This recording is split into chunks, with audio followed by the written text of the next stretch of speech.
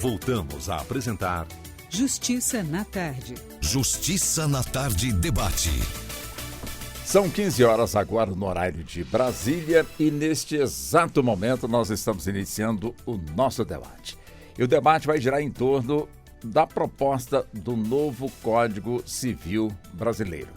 Digo proposta porque uma comissão de juristas elaborou, portanto, aí essa questão, esse arcabouço, que é a palavra da moda, e com certeza já está no Congresso Nacional para a avaliação do presidente da Casa e uma vez, portanto, chegando aí à conclusão, será transformado em projeto para então ser debatido pela Casa, tanto pelo Senado como também pela Câmara dos Deputados.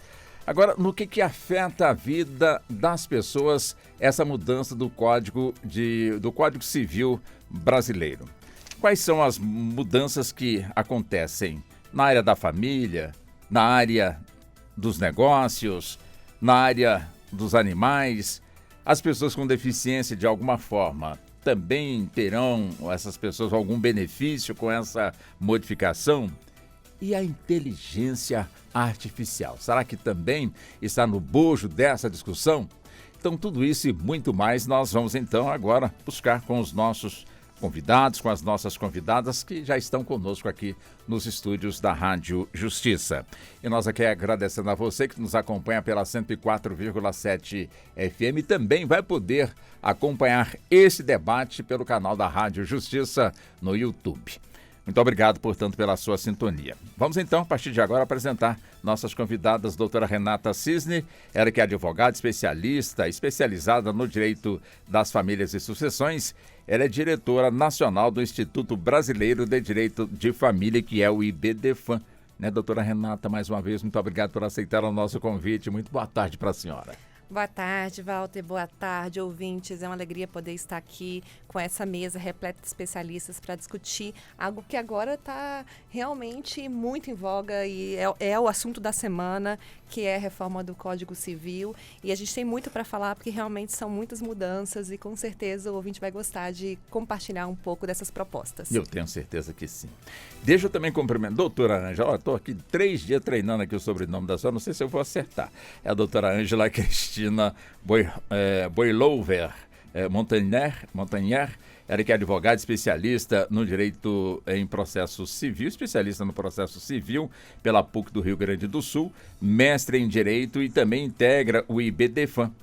Ela atua no direito de família e também no direito sucessório. A senhora pode me corrigir, fica à vontade, doutora Ângela, mas muito boa tarde para a senhora, seja muito bem-vinda aqui ao nosso debate. Obrigada, Walter, é um prazer estar aqui com vocês, com os nossos ouvintes, para debater esse assunto tão importante que nós vivenciamos intensamente ao longo da última semana. Com certeza será uma tarde muito agradável. Obrigado, senhora.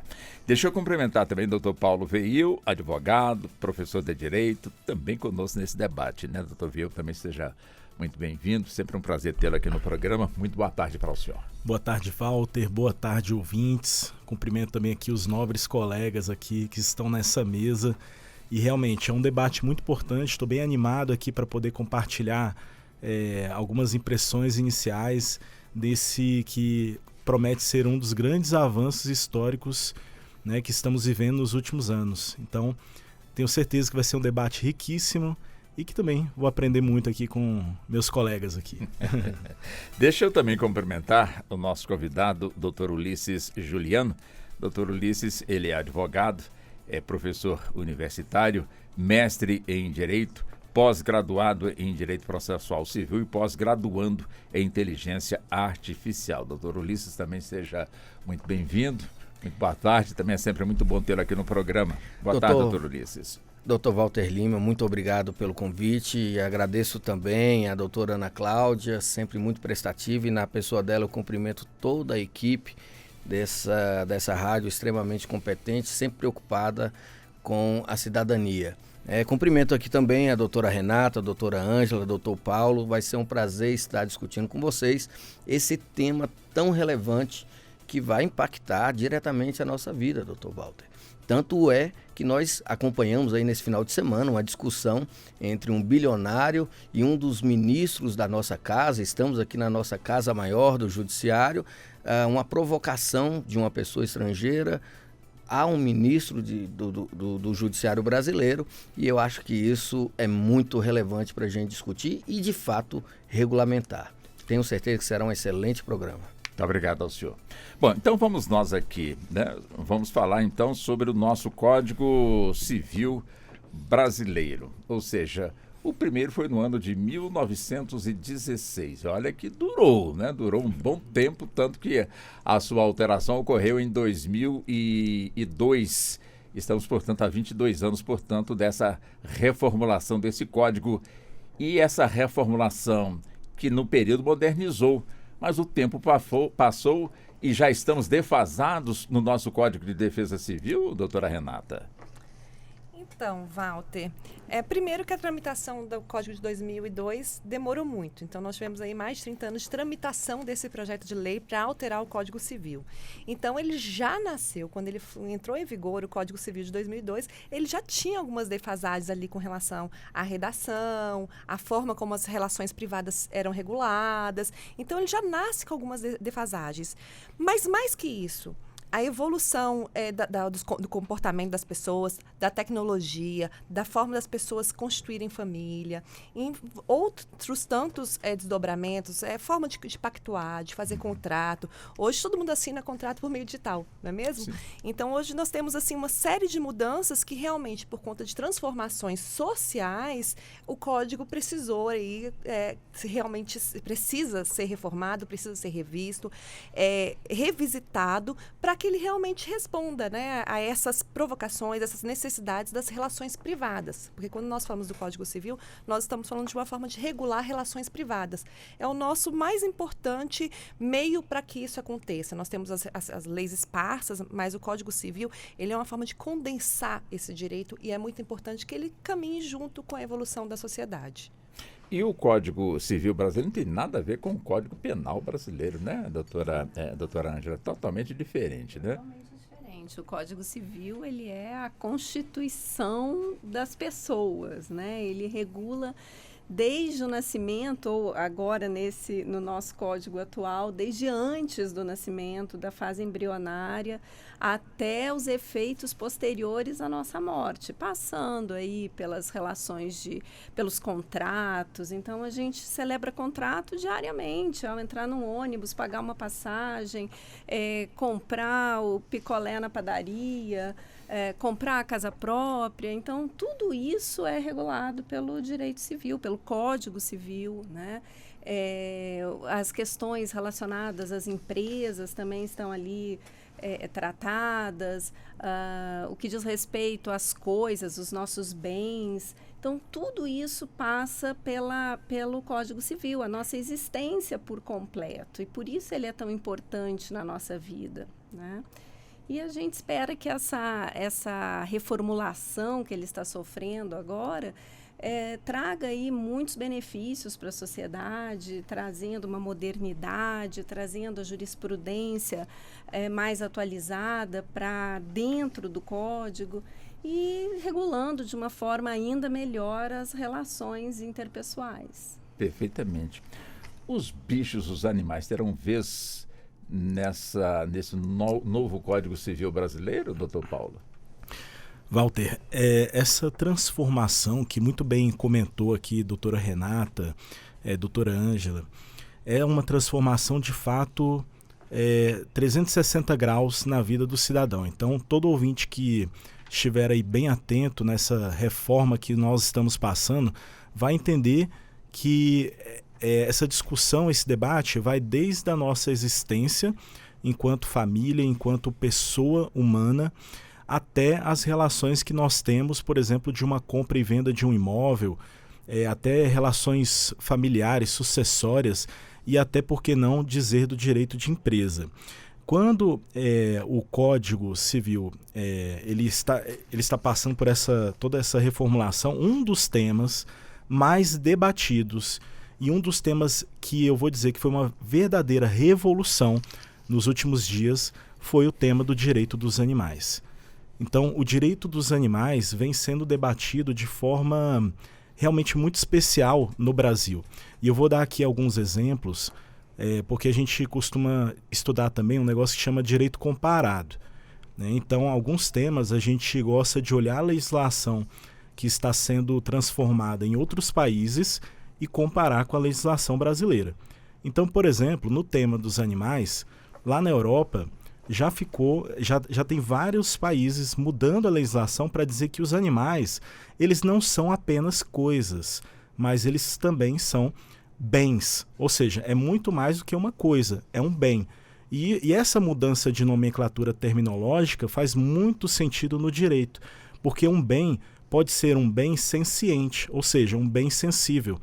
E quando a gente traz de coisa para bem, a gente fala que o animal ele também é um ser dotado de sensibilidade e, portanto, também tutelado pelo direito.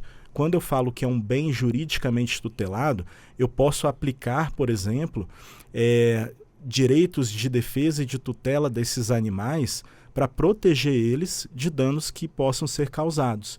Então, um dos grandes avanços que eu vi no Código Civil atual, na verdade que está sendo reformado, né? A gente fala em novo Código Civil, mas na verdade é uma reforma. E dentro dessas discussões tem se tratado os animais como seres sencientes, muito mais do que bens, como está sendo tratado lá fora. Então a nossa reforma, ela não apenas traz uma mudança na legislação que já está muito antiga, mas sim uma revolução no ponto de vista mundial. É a primeira legislação que trata os bens, né, a tutela dos animais a partir da afetividade humana. Então, se o texto for aprovado da forma como está lá hoje, sendo discutido, e tomara que seja, é como se a gente tivesse a tutela dos animais vindo do direito da personalidade. Isso é único no mundo inteiro.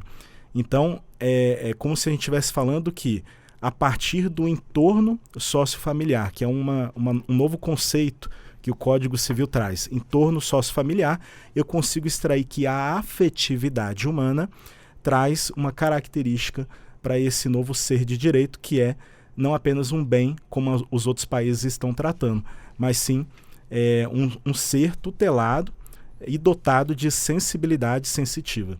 É uma grande revolução no mundo jurídico. Perfeito. Doutor Ulisses, claro que a reforma vai se dar no Congresso Nacional, tão logo o projeto chegue. Mas tem uma comissão de juristas que está elaborando, portanto, aí um documento que pode ser, portanto, ali um guia de debate entre os parlamentares. Eu pergunto ao senhor, que tem conhecimento justamente do que os juristas, de alguma forma, estão ali debatendo e finalizando, portanto, já o seu trabalho. O senhor vê avanço no campo, principalmente da tecnologia? Essa preocupação, ela está realmente já assentada entre os juristas? E esse documento, uma vez chegando ao Congresso Nacional, ele pode também sofrer modificações? Tem que ser aprovado dentro daquilo que foi colocado? Explica para nós também sobre essas questões, doutor Ulisses. Maravilha. Como eu havia adiantado a vocês, cuidado com o Walter, porque as perguntas dele sempre são excelentes. Antes da resposta, Walter, eu quero corrigir um pecado. Eu não cumprimentei, eu tenho alunos e alunas que estão nos assistindo agora ao vivo e cumprimento tanto eles e elas, quanto a tantos quantos estão nos assistindo, seja pela rádio, seja pelo YouTube. Temos também 2 alunas que estão aqui conosco no estúdio. Para mim, é de fato um privilégio, oportunidade que eu não tive na minha graduação. Bueno, realmente, Walter, há um avanço enorme. O Brasil é um dos pioneiros em elaborar projetos de leis relacionados à tecnologia. O problema é que esses projetos, infelizmente, ficam parados. A gente tem a PL da fake news, temos a PL do Marco Legal da Inteligência Artificial, que está parado também. Então, a gente tem diversas regulamentações que estão paradas. Eu estive aqui há pouco tempo atrás discutindo justamente por causa dessa inércia do Congresso em legislar, o TSE fez as regulamentações para o pleito agora de 2024, inclusive com determinação de cassação de mandatos. Isso reflete, Walter, a urgência em se aprovar, em se regulamentar uma lei clara e transparente para que todos quantos estejam em nossa sociedade saibam como se portar, seja nos meios digitais, seja nas plataformas digitais das mais diversas. Como a doutora falou, a gente negocia, a gente compra, a gente vende, a gente se relaciona por meios digitais. Isso precisa de uma regulamentação clara, tanto para quem está fornecendo o serviço, tanto quanto para quem está utilizando aquelas redes sociais. Eu costumo dizer que a nossa vida virtual, ela hoje não mais se desconecta da nossa existência, daquilo que a gente antigamente chamava de real. Não existe mais uma realidade sem a virtualidade, né? O que você faz no mundo virtual, ele reflete diretamente no seu cotidiano, na sua vida. Então, eu tenho certeza que esse código vem em um ótimo momento. Realmente precisamos de uma atualização. É muito necessária essa atualização. E no caso, Walter, do direito digital, a comissão tinha uma comissão especial de direito digital para justamente fazer propostas específicas para essa área. E o projeto dessa comissão, da nossa comissão, foi aprovada por aclamação. Então, já está aprovado dentro da proposta, né? Sim. Dentro da proposta que será apresentada após ao presidente, o capítulo de direito digital já está finalizado, já está aprovado. Então, a gente está aguardando outros capítulos do Código Civil para que o projeto seja apresentado como um todo.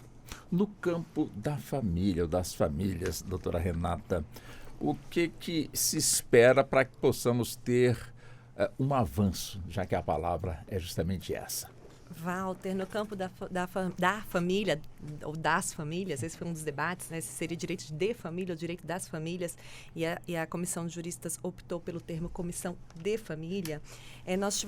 Nós teremos muitas propostas, muitas mesmo. Só para fazer um gancho aqui, com relação à questão dos animais, na família, por exemplo, utilizando-se a jurisprudência que nós temos, utilizando já os julgados, a comissão de juristas optou por trazer ali a possibilidade do compartilhamento da convivência dos pets, né, dos cachorros, enfim, dos animais domésticos, entre os ex-parceiros, ex-conviventes ou ex-cônjuges que desejem compartilhar essa convivência, e não só a convivência, mas também a possibilidade de prestar ali a subsistência, questão equiparada aos alimentos para os filhos. Então, a comissão de juristas já propôs isso, que tem uma previsão de que cabe a ambos os ex-cônjuges ou ex-companheiros a manutenção e o compartilhamento da convivência dos pets.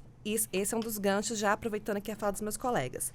Com relação à tecnologia, lá na autoridade parental, onde diz que os pais, o que compete aos pais em relação ao cuidado com os filhos, traz ali, de forma inovadora, a exposição, de evitar a exposição dos filhos de imagens e de informações relevantes sobre as crianças nas redes sociais e em ambientes digitais.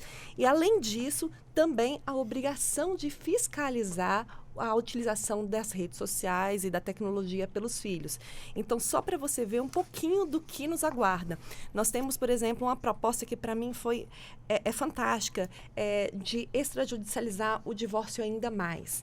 Então, nós já temos uma previsão hoje do divórcio extrajudicial, mas nós tínhamos ali uma certa dificuldade quando nós falávamos do divórcio extrajudicial que envolvia filhos menores. Então, para que o divórcio pudesse ser feito de forma extrajudicial, seria necessário que a parte de guarda e alimentos dos filhos já tivesse sido resolvido na via judicial.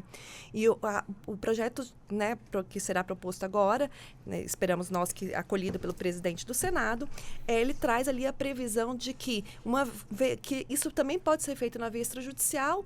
Vai haver a manifestação do Ministério Público, claro, sempre no melhor interesse da criança e do adolescente. Se nesse acordo extrajudicial for verificado que o que está ali colocado garante os direitos da criança e do adolescente, esse acordo poderá ser feito totalmente na via extrajudicial.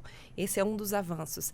Nós temos a possibilidade também, ainda falando de divórcio, fazer esse divórcio, isso também já é uma construção jurisprudencial, que hoje o divórcio é um direito próprio. Então, eu não posso ser impedida de me divorciar a partir do momento que eu quero. Então, essa foi uma discussão que se travou muito, muito longamente na doutrina e também na jurisprudência, e hoje se entendeu que é possível, sim, se divorciar, inclusive na via extrajudicial. A partir do momento que eu quiser me divorciar, eu posso notificar a outra parte, e com isso, essa outra parte pode comparecer ao processo e, quem sabe, já resolver também na via extrajudicial. São alguns dos avanços que são propostos que a gente pode conversar um pouquinho mais. Eu busco, então, com a doutora Ângela, direito sucessório, né? O que nós vamos ter, o que nós estamos tendo de novidades nessa nova proposta, o que poderá vir dessa nova proposta neste campo do direito sucessório, doutora Ângela? Perfeito, Walter. Bom, a primeira mudança significativa que nós tivemos foi que o cônjuge deixa de figurar como herdeiro necessário. O que é herdeiro necessário? Pois é. O Código Civil, desde o Código de 16, ele estabelece que são herdeiros necessários os descendentes, que são os filhos, netos, os ascendentes, que são os pais, avós, sem limitação ali de grau, quer dizer, infinito, todos que estiverem vivos, claro que os mais próximos excluem os mais remotos. E depois, na terceira ordem, vinha o cônjuge. O que significa isso? Se eu sou casada, não tenho filhos, não tenho pais vivos e faleço, o meu cônjuge era meu herdeiro necessário. E aí, isso significa dizer que ao fazer um testamento, se eu assim desejar, eu tenho que reservar 50% do meu patrimônio para os herdeiros necessários. E os outros 50%, obviamente, eu posso deixar para quem eu quiser. Eu dizia para os meus alunos, né? Eu posso deixar para o guardador de carro ali da esquina, mas 50% cabe aos herdeiros necessários. E o cônjuge deixou de figurar nesse rol. Então, hoje, se eu sou casada, não tenho ascendente, não tenho descendente, eu posso fazer um testamento e deixar todo o meu patrimônio para quem quer que seja, né? Ficando ele afastado da minha herança. Claro que isso não ilide os direitos decorrentes da ameação que diz respeito ao regime de bens escolhido para o casamento ou para a união estável, né? Então, essa é uma primeira mudança significativa. A outra mudança que nós percebemos é a exclusão ou término da concorrência do cônjuge com os demais herdeiros. O Código de 2002, ele trouxe uma inovação estabelecendo que o cônjuge concorreria na herança com os ascendentes em determinadas circunstâncias, com os descendentes em outras, enfim. E isso trouxe uma confusão tremenda na época. Logo que o código entrou em vigor, existia uma dificuldade, inclusive, de interpretação desse artigo, né? A doutrina se debatia, a jurisprudência demorou muitos anos para construir aí uma interpretação sólida, e isso acabou.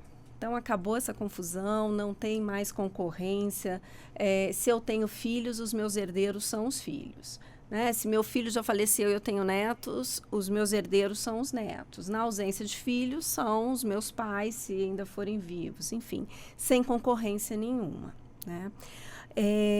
Outro ponto importante foi a questão do reconhecimento de direitos sucessórios dos filhos nascidos até 5 anos após a abertura da sucessão, já regulando uma situação que foi admitida lá no direito de família da filiação pós-mortem, né? Então, se eu tenho embriões criopreservados, se for devidamente autorizada a utilização desses embriões após a minha morte, eles poderão ser meus herdeiros desde que nasçam até 5 anos após o falecimento de quem era ali o dono do material genético, né? Do pai, por exemplo. Enfim, eu acho que esses são pontos assim, bem importantes que nós identificamos no direito sucessório. E outro aspecto, para finalizar, que já é uma relação entre o direito sucessório e o livro de contratos, é a possibilidade da renúncia antecipada da herança pelos cônjuges ou conviventes quando da celebração do pacto convivencial, no caso da união estável, ou do pacto pré-nupcial, no caso do casamento. Então, se o casal decide elaborar esse contrato antes de iniciar a convivência, eles podem, nesse contrato, já renunciar ao direito à herança. Né? Isso é uma novidade, nós não tínhamos isso nem no Código de 16 e nem no Código de 2002, na sua forma original. E a exceção a isso apenas é se no momento do falecimento do cônjuge não existir outros parentes sucessíveis, aí essa renúncia é ineficaz, porque se ela permanecesse como a sua eficácia, né, se permanecesse reconhecida, o Estado arrecadaria o patrimônio. Então, se houve a renúncia e não tem herdeiros, nenhum outro herdeiro sucessível, aí deixa de valer essa renúncia estabelecida lá atrás, no momento do início da vida a dois. Agora, doutor Veio, como muito bem explicou a doutora Ângela, ou seja, estamos tendo um avanço. Mas a sociedade brasileira está preparada para poder, de certa forma, viver este avanço, principalmente neste ponto aí do direito sucessório, onde, pelo que eu entendi, no caso, acaba, doutora Ângela, se ela pode me corrigir, o doutor Veio também, ou seja, houve, portanto, tem ali o casal, e de repente um falece, vamos colocar, o homem faleceu, quer dizer, sempre foi, 50% da herança já é garantida aqui do cônjuge que ficou vivo. E a outra parte, vamos brigar lá com os filhos e também com outros. Quer dizer, então, que esses 50% garantidos não são mais garantidos? Não, são garantidos, sim, porque aí isso não é herança, isso é a minha propriedade. Quando a gente tem Então tem diferença... Depende do regime de bens. Do regime de bens. Aí as pessoas, o que é importante a gente considerar, Walter, desculpa atravessar, mas já vou devolver a palavra para o Paulo, é que essa construção que está sendo feita é muito no sentido de conceder que as pessoas possam decidir a partir da sua autonomia privada, que as pessoas possam definir e fazer escolhas. Então, as pessoas vão precisar realmente tomar maior conhecimento e utilizar-se dos mecanismos próprios para garantir direitos. Então, é importante do que a doutora Ângela falou ali, que assim, hoje o regime convencional, comum, sim, mais utilizado no Brasil é da comunhão parcial de bens. Sim. No regime da comunhão parcial de bens, o cônjuge hoje, no nosso código atual, ele só é herdeiro dos bens particulares, os bens que não compõem aquele patrimônio que foi constituído de forma comum. O patrimônio constituído de forma comum já faz parte do patrimônio daquela pessoa. Então, 50% que a gente chama de meiação já é dela. Isso continua sendo igual. Agora, se eu quiser que o meu cônjuge ou meu companheiro seja herdeiro, eu vou ter que buscar outros mecanismos, tais como o testamento, por exemplo. Doutor Veio. Essa era uma demanda, né, Walter, da sociedade, e acredito que não apenas estava preparada para receber essas alterações, como a própria sociedade clamava por essa reforma, né? Então, a gente que trabalha aqui com direito de família, direito das sucessões, direito empresarial, a gente sabe que grande parte das pessoas que buscam se planejar encontram diversos obstáculos no Código Civil, justamente por conta desses entraves que as doutoras aqui muito bem comentaram. Então, hoje, sem essa reforma do Código Civil, se eu quero planejar o meu futuro patrimonial da minha família, eu tenho que observar, primeiro, se eu tenho herdeiros necessários, segundo, qual que é o meu regime de comunhão de bens. Essas situações em que a pessoa se encontra podem alterar o campo de disposição patrimonial que eu tenho. O tanto que eu posso, por exemplo, deixar ou para o guardador de carros, né, ou para um vizinho, ou até para um familiar que não seria contemplado numa ordem sucessória. E esse clamor social, né, ele de certa forma até certo ponto, ele é muito bem atendido nessa reforma, porque essa reforma busca em vários pontos, seja no direito sucessório, direito das obrigações, direito empresarial, busca essa autonomia privada que a doutora Renata Cisne comentou. Então, por exemplo, quando eu falo de renunciar o direito da herança, antigamente a gente tinha a pacta corvina, né, que era justamente o quê? Olha, se você está falando, né, em vida, se você está acordando em vida sobre um direito de herança, isso não é permitido pelo ordenamento jurídico, né, salvo por meio do testamento. Agora, que só vai ter efeito, inclusive, quando a pessoa vier a falecer. Agora, quando eu permito que em vida eu discuta sobre o meu próprio direito à herança, isso é uma grande evolução que a gente tem no direito civil.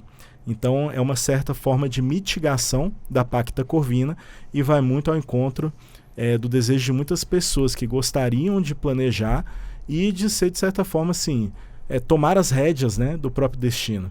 Então, quando a gente vai fazer esse planejamento, hoje a gente pode pensar não apenas no testamento, mas em um breve futuro, caso venha a ser aprovado, né, nas comissões, né, que ainda tem um longo processo legislativo, a gente pode até mesmo fazer um planejamento por meio de contrato e, por que não dizer, das holdings também familiares. Eu acho que somente o custo de noivo não vai ser suficiente para quem, de certa forma, vislumbra um futuro. Mas eu volto com a senhora daqui a pouquinho, viu?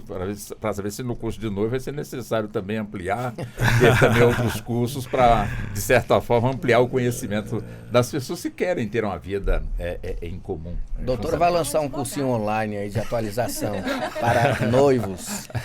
Consulte um advogado antes de casar. Com toda certeza. Bom, ainda dentro deste campo, doutor Ulisses, do Código Civil Brasileiro, ou seja, da sua reforma, como é que o senhor vislumbra o marco civil da internet nessa discussão? Walter, excelente pergunta.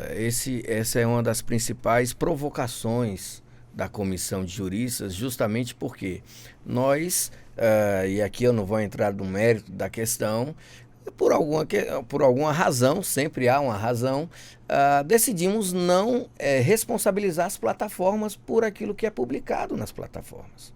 Então, o artigo 19 do Marco Civil da Internet, ele diz expressamente que para haver uma retirada de determinado conteúdo da plataforma digital, precisa haver expressamente uma decisão judicial. Então, tem que ter uma determinação judicial para que aquela plataforma retire aquele conteúdo. A plataforma, ela por si só não pode tomar ela essa pode, decisão. ela deve, mas por questão financeira, o que a gente está discutindo aqui, Walter, é dinheiro. Quando eu falo de tecnologia, eu estou falando de dinheiro. Sim. Não há outra discussão aqui. A gente pode florear com qualquer outro pensamento, mas é dinheiro. Sociedade é capitalista, eu não estou criticando isso. A gente vive por isso, mas é isso. Então, quando um conteúdo, Walter, vamos supor que você traga algum convidado aqui que ele cometa uma gafe esdrúxula, uma coisa muito, muito abominável. Você sabe que isso vai virar talvez um meme, esse vídeo vai ser editado, vai ser compartilhado por milhares de vezes na internet. E esse compartilhamento, mesmo a plataforma sabendo, Walter, inclusive a gente já teve pessoas que se suicidaram ao vivo em redes sociais. Ligou a câmera, falou que ia se suicidar e ficou ali, cometeu aquele ato na frente da câmera. Então é uma coisa assim muito absurda o que acontece. E como não há uma regulação, pelo contrário, só há uma decisão de que, olha, se houver uma decisão judicial, isso vai ser retirado. Então as plataformas lucram com o caos na internet. Quanto mais caótico, quanto mais, às vezes, infelizmente, Walter, desprezível a discussão, isso gera muito debate, gera muita discussão. Por que nós temos tanta polarização na internet? Porque essa polarização ela é inflacionada pelas redes sociais. Porque elas lucram, quanto mais as pessoas escutem na internet, mais views ela tem, para mais empresas de marketing é vendido aquele conteúdo. Infelizmente é assim. Então, no Marco Civil da Internet, o artigo 19 deixava claro isso. Agora, com a reforma do novo Código Civil, está dizendo o seguinte, olha, a plataforma vai ter que ter um compliance muito forte para entender o que está acontecendo ali. Por exemplo, nesse cenário que eu iniciei falando aqui de um bilionário estrangeiro ameaçando, olha, Walter, um bilionário ameaçou descumprir uma decisão judicial e ridicularizou o nosso presidente do TSE, o nosso ministro do Supremo Tribunal Federal, né? Inclusive compartilhando fotos dele com personagens de filme.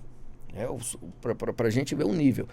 Com esse novo Código Civil, se isso for realizado, automaticamente a plataforma ela vai ter, claro, um prazo para retirar esse conteúdo, mas em identificando que está sendo cometido ou está com a intenção de cometer um ato ilícito, um crime, uma contravenção que seja, essa plataforma já é responsável por retirar. Por quê? Ora, se ela lucra com aquele conteúdo, ela tem que ser responsável pelo que ela está gerando lucro.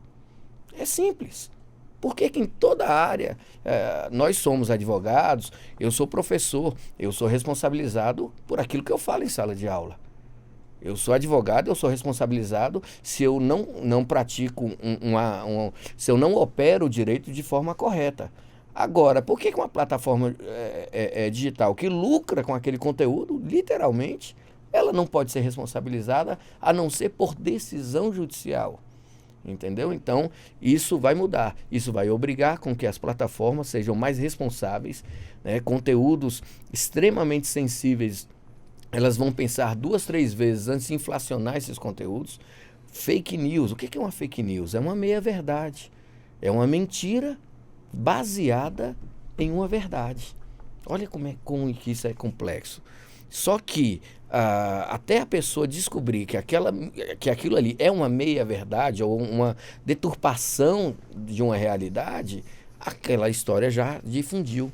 O TSE agora, extremamente preocupado com isso, ele deixou claro, olha, quem assim o fizer utilizando tecnologia de inteligência artificial pode perder o mandato. Vai ser discutido isso ainda no Congresso, né? Mas o pleito está aí. Outubro nós teremos eleições municipais em todo o país. Então, é de fato um avanço. O Marco Civil da Internet chegou num ponto e a gente está indo num ponto além. Porque as nossas necessidades mudaram, a nossa realidade já não é a mesma de quando foi promulgado o Marco Civil da Internet e agora as nossas exigências são maiores. Agora, doutora Renata, quando se fala, voltando para a questão de família, né, como é o termo agora mais apropriado. Quer dizer, quando entramos, portanto, nessa questão, de alguma forma, as famílias não ficam meio que preocupadas, aquela brincadeira que foi feita aqui, ou seja, o custo de noivo não será suficiente para poder, de alguma forma, as pessoas que se unem projetarem, portanto, aí o seu futuro. Já que o que está vindo, de alguma forma, e seja muito bem-vindo, vai exigir um pouco mais que as pessoas conheçam realmente aí, de forma mais aprofundada os seus direitos, como também os seus deveres. E aí, doutora Renata, como é que vai ser? Como é que vamos ter, como brincou a doutora Ângela, tem que consultar um advogado para poder casar? Quer dizer, essa é a realidade? Walter, eu ouso dizer que o curso de noivos nunca foi suficiente. Se fosse, não teríamos o resultado que Não temos. raro, chega um cliente no escritório que não entende de que forma o regime de bens que ele escolheu repercute tanto numa situação de divórcio quanto numa situação de inventário, de direito sucessório. Não raro, as pessoas não sabem quais são os desdobramentos com relação a uma parentalidade, os deveres e obrigações que decorrem ali do vínculo de filiação.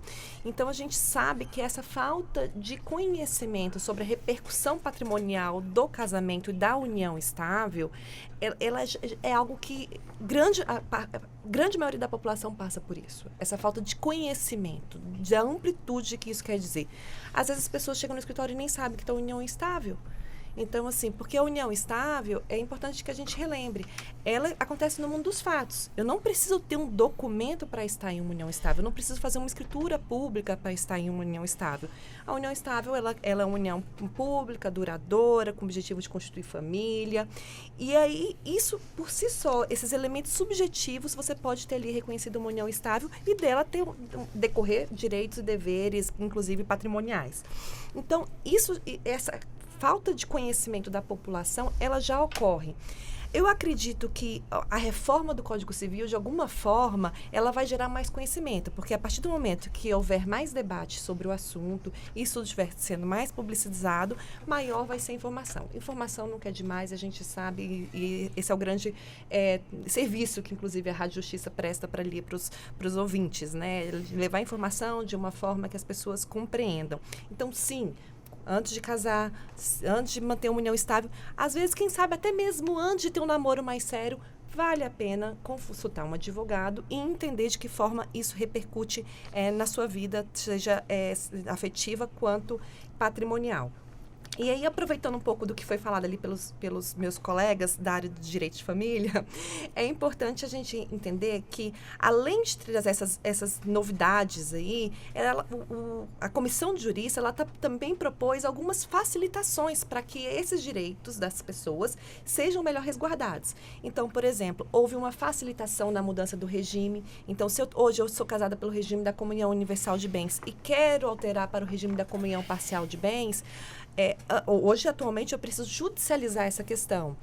A proposta feita, então, hoje, é que a alteração do regime possa ser feita no cartório. Há também a previsão daqueles contratos paraconjugais. Você lembra, Walter, que a gente fez uma entrevista aqui junto com a Silvia Mazargão há algum tempo, falando daqueles contratos paraconjugais, que eram aqueles contratos que eram feitos ao longo do casamento ou ao longo da união estável, revisitando ali modelos de forma de conviver, contratos entre as partes, que pudesse também trazer previsões de como exercer a parentalidade. Então, hoje é possível, por exemplo, por essa proposta, né, que não está em vigor ainda, mas está sendo debatida, fazer já no contrato pré-nupcial, trazer informações com relação à convivência com os filhos e alimentos em caso de divórcio ou dissolução de união estável. Então, já tem essa previsão aqui também.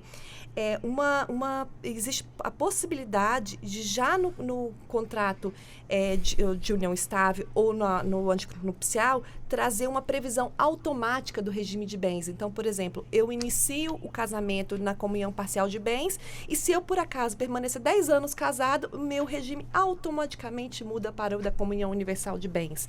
Então, eles trazem essas propostas também que é para facilitar a regulamentação e levando muito para o extrajudicial, tirando do judiciário esse encargo. Então, ao mesmo tempo que é preciso que realmente que as pessoas estejam ali mais cuidadosas com relação aos seus direitos e deveres, ficou mais fácil o exercício desses direitos e desses deveres e existe toda uma preocupação também de proteger os mais vulneráveis. Então, em vários momentos dessa proposta de alteração, de reforma, a gente traz pessoas novas que antes não eram tratadas no nosso código, como, por exemplo, a figura da gestante, a figura da mulher vítima de violência doméstica, a figura do enteado. Nada disso estava previsto no nosso código anterior e agora nós temos algumas previsões.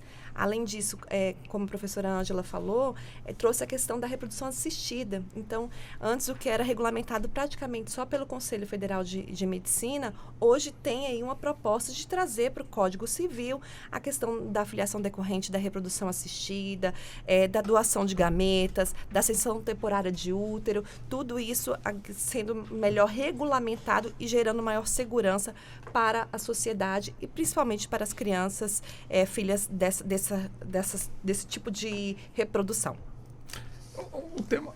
Pois não, doutor Paulo. Não, eu ia comentar porque, assim, para o ouvinte, né, que está ouvindo sobre o direito das famílias ou da família, são várias as modificações, mas é importante dizer também, ressaltar, que alguns pontos foram mantidos Né? O curioso, né, Tá dessa discussão não está mexendo em tudo, não é de tudo assim um novo. Rasgar o que tem, vamos fazer um novo. Exatamente. Só uma reforma. É uma reforma para adaptar essas novas realidades. E aí eu ia colocar aqui, só para agregar a fala da nossa eterna presidente do IBDFAN-DF aqui, Renata Cisne, né, e que é o seguinte, 3 pontos muito importantes foram mantidos no atual livro das famílias, que é o quê? Primeiro, a questão da guarda e convivência familiar foi mantida, apesar de ter tido um debate, né, a respeito da possibilidade de alterar alguns dispositivos, mas entenderam que não havia maturidade ainda do ponto de vista do debate, do diálogo, para ouvir os setores sociais, para fazer qualquer alteração no que hoje é feito. Então, hoje, mantém-se a questão da guarda e convivência familiar, mantém-se também a questão da monogamia, que ainda é um princípio, um valor importante no direito das famílias. Mas estão querendo mexer nesse ponto? E haviam, sim, propostas, né, e debates, propostas no sentido de debates, né, para se possibilitar, por exemplo, o reconhecimento de novos tipos familiares. Então já foi objeto de debate em outras entrevistas a existência de famílias poliafetivas, né? E aqui manteve-se esse princípio da monogamia, inclusive no debate sobre o concubinato. Então o concubinato ainda não é reconhecido no ponto de vista legislativo como uma família. Então ainda temos esse princípio da monogamia e da fidelidade muito firme no nosso Código Civil. Doutora Ângela, quer dizer, a senhora fica à vontade que a senhora queira pontuar qualquer questão aqui, mas eu deixo com a senhora o seguinte, como muito bem que a doutora Renata levantou, quer dizer, nessa proposta, né, do novo Código Civil brasileiro, se fala também, está ali no bojo, a questão da violência doméstica. Quer dizer, nesse ponto, o que seria essencial, o que será essencial, uma vez que, vamos colocar assim, né, boa parte das mulheres com os seus maridos ou seus companheiros, geralmente, no caso, quando nós temos, portanto, aí o provedor, geralmente é o homem. E sempre quando há a violência, ela não tem como sair, na maioria das vezes, porque o tutor é que comprou a casa, aliás, o provedor que comprou a casa, o provedor é que paga a prestação da casa, o provedor tem tudo. Claro, nós temos também um sentido contrário. Mas neste ponto aqui, o que seria justo nessa reforma do nosso Código Civil para dar uma proteção maior para a parte que, infelizmente, sofre com a violência dentro do lar? O que foi debatido dentro do livro do direito de família, pontualmente em relação a isso, foi que aquele que praticou a violência não poderia ter direito ao recebimento de alimentos, né? Claro que isso ocorre muito pouco, porque na maioria dos casos, quem pratica a violência é o homem e ele é também o provedor.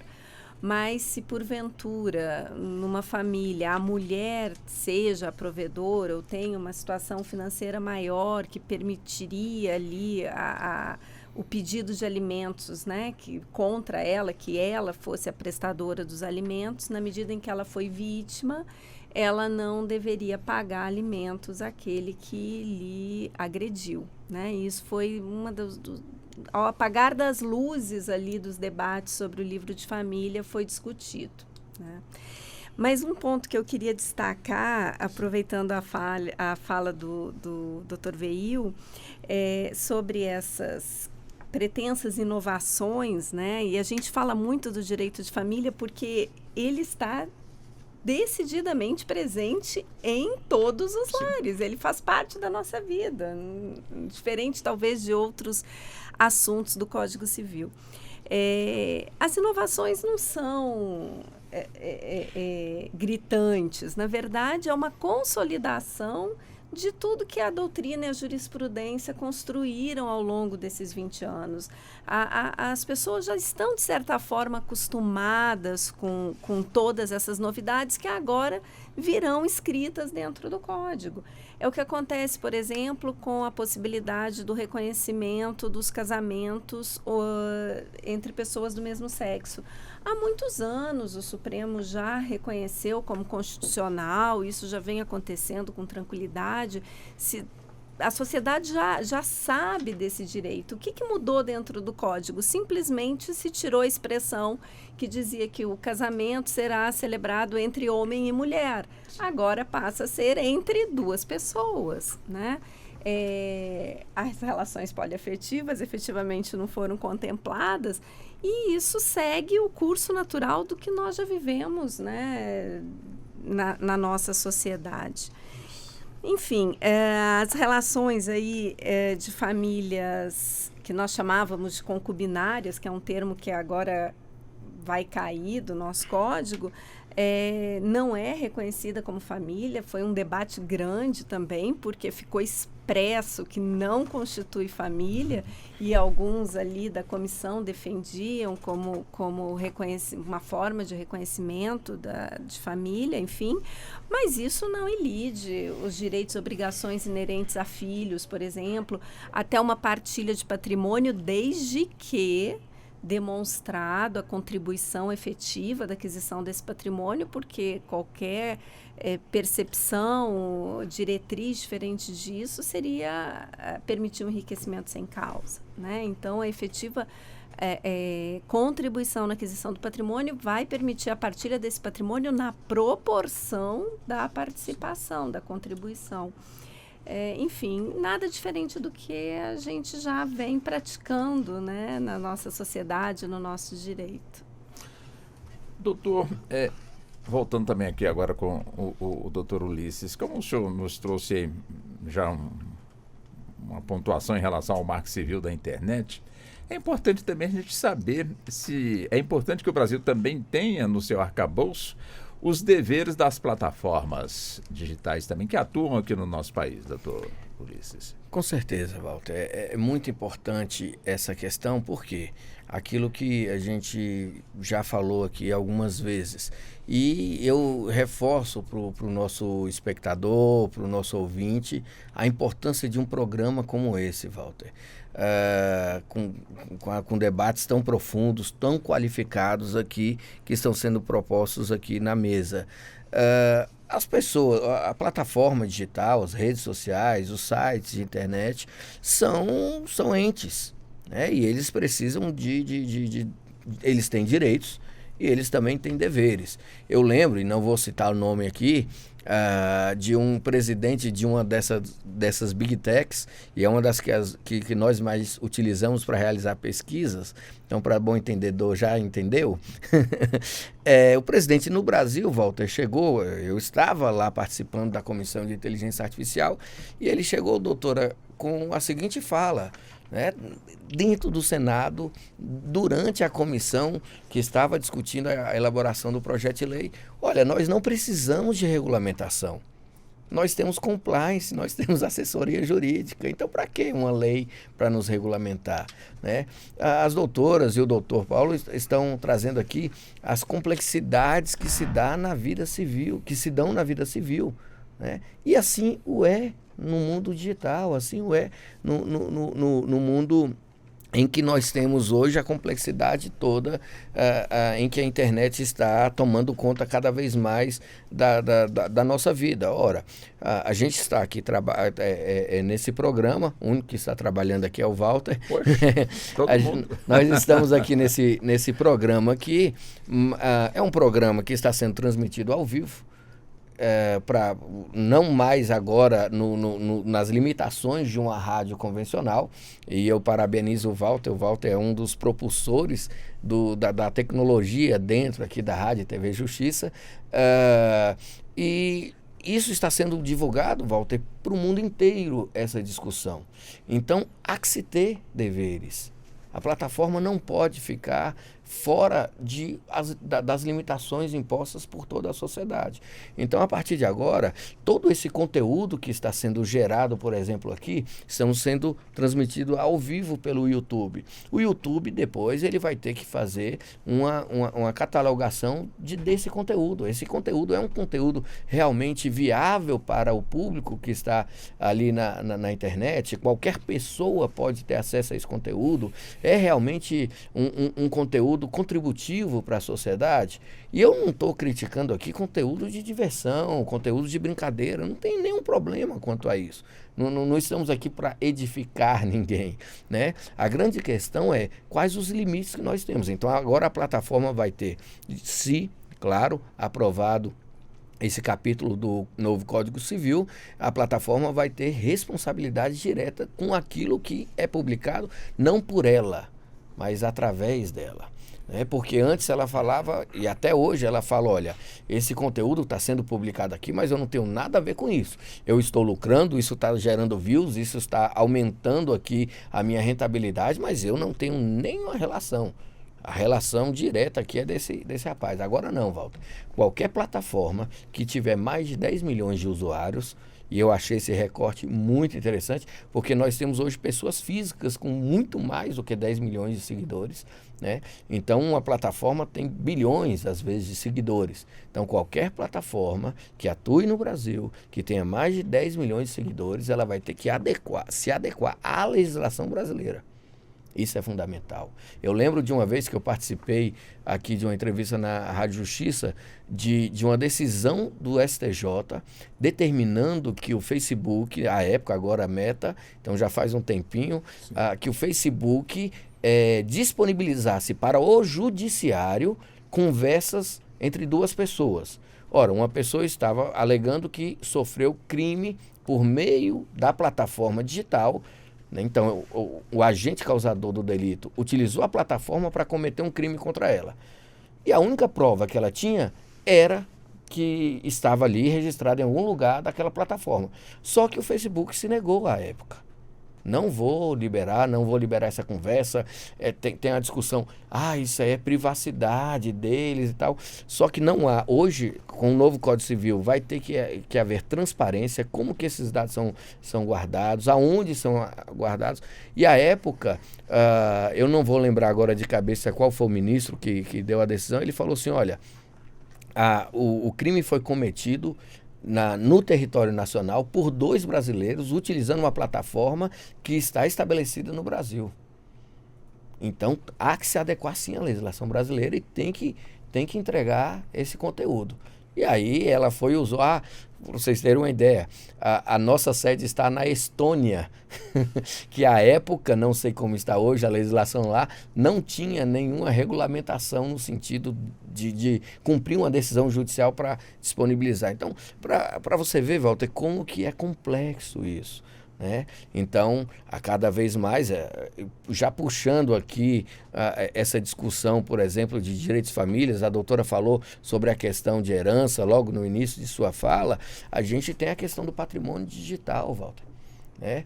Tivemos o caso da Elis Regina, todos nós lembramos, uma pessoa que foi perseguida pela ditadura, olha só, a pessoa foi perseguida pela ditadura e uma empresa que patrocinou a ditadura, agora, depois da sua morte, faz uma propaganda utilizando a imagem dessa pessoa. Olha como que o mundo, a nossa realidade é completamente diferente de 10 anos atrás. E esse ponto que o senhor aborda aí, o patrimônio digital, é um ponto que nós vamos também entrar com mais profundidade, em que parece que o que o senhor nos traz realmente tem que se refletir bastante e é bem profundo. Se o senhor me permite, peço licença às senhoras, como também aos senhores, já que nós temos que ir para o intervalo, mas daqui a pouco nós vamos retornar e vamos ter mais 1 hora aí pela frente, tá bem? Até já.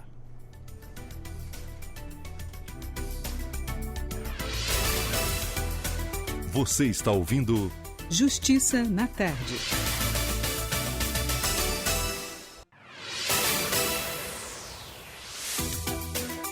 Voltamos a apresentar Justiça na Tarde. Justiça na Tarde Debate. Pois bem, e hoje no nosso debate o assunto está sendo, portanto, aí a reforma do Código Civil brasileiro.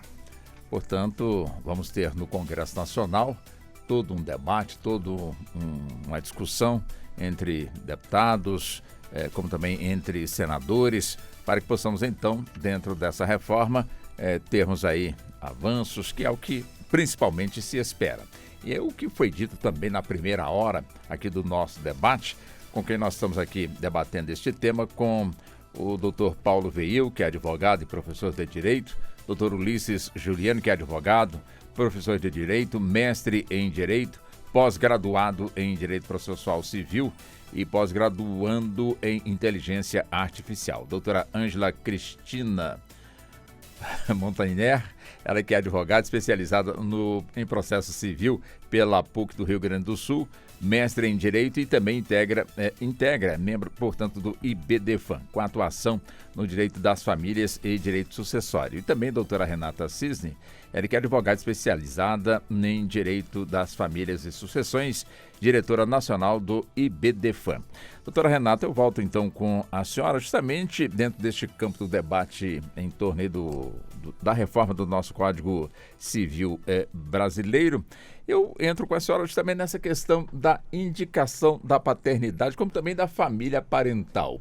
O que os nossos mestres, de alguma forma, colocaram, portanto, nessa proposta que vai chegar até, propostas que chegarão até o nosso Congresso Nacional, nesses 2 itens aqui citados?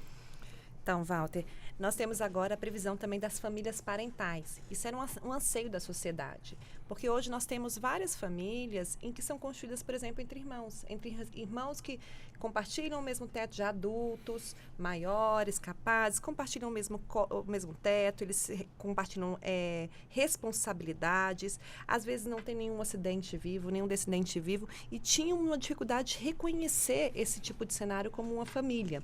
E hoje nós temos aí essa previsão da família parental, essa proposta, né, de que essa família parental seja reconhecida. Então, essa família parental, ela pode ser reconhecida entre parentes colaterais, que justamente isso, uma tia e um sobrinho, entre irmãos, e que essas pessoas precisam viver sobre o mesmo teto e ter um compartilhamento de responsabilidades, tanto no aspecto patrimonial quanto pessoal. Essa declaração de uma família parental, ela poderá ser feita em um cartório, trazendo ali quais são as responsabilidades dessa família, e isso, inclusive, segundo a proposta, poderá ser registrado no assento de nascimento daquela família, né, que existe ali um reconhecimento, e isso gerará obrigações comuns e de suporte de sobrevivência e de sustento. Além disso, garante o patrimônio mínimo, aquela questão do bem de família. Esse patrimônio, ele fica resguardado. Então, apesar de não alterar o estado civil, ele traz uma série de proteções aí que até então não eram previstas ou, né, não estão previstas atualmente. Com relação à indicação da paternidade, realmente um grande avanço que se propõe. É importante nós lembrarmos que em 2023 nós tivemos 172 mil crianças registradas sem pais no país. E essa proposta que se faz promete aí trazer uma reviravolta nesse assunto. Por quê? Porque hoje, atualmente, como é que se faz? A mãe vai lá, vai registrar o filho, ela indica o suposto pai, o Ministério Público é comunicado e aí começa-se atrás desse pai para poder fazer uma investigação. Após meses, anos de discussão, então esse pai, se comprovado ali o vínculo de parentesco, passa a estar no registro de nascimento do seu filho. Como é que é a proposta que está sendo feita? Hoje, a mãe indicará esse suposto pai, o nome desse suposto pai já vai constar na certidão de nascimento do filho e caberá a esse pai fazer uma anulatória de paternidade. Ele será comunicado, será notificado disso, o Ministério Público tomará a iniciativa, ou um advogado privado a depender da situação, tomará a iniciativa com relação aos alimentos e também com relação à convivência da criança com esse pai, mas ali fica resguardado do direito dessa criança do nome ao pai. Então, é uma importante mudança no nosso ordenamento, trazendo ali a criança realmente como ser vulnerável que ela é, merecedora da proteção do Estado, e aos adultos, então, que busquem os mecanismos de, se por acaso não for o pai, de comprovar essa paternidade. Nós temos hoje muita facilidade com isso a partir do nosso exame genético, conhecido como DNA. Tá, vamos supor então que a mãe indicou e consta então no registro. Mas suponhamos, claro, que ela, vamos colocar assim, né? Que ela faltou com a verdade. Qual seria, portanto, haveria punição, não haveria punição? Como é que ficaria também essa questão? E aí entrará naquela questão de responsabilidade civil mesmo, que quando a pessoa pode ali buscar uma indenização, ela né, vai ter toda uma comprovação de que houve um dolo, uma má-fé, uma fraude, alguma coisa nesse sentido para buscar uma eventual reparação. Mas hoje a preocupação é em dar o nome do pai para essa criança. Ainda nessa mesma linha, suponhamos que a pessoa indicada não seja o pai.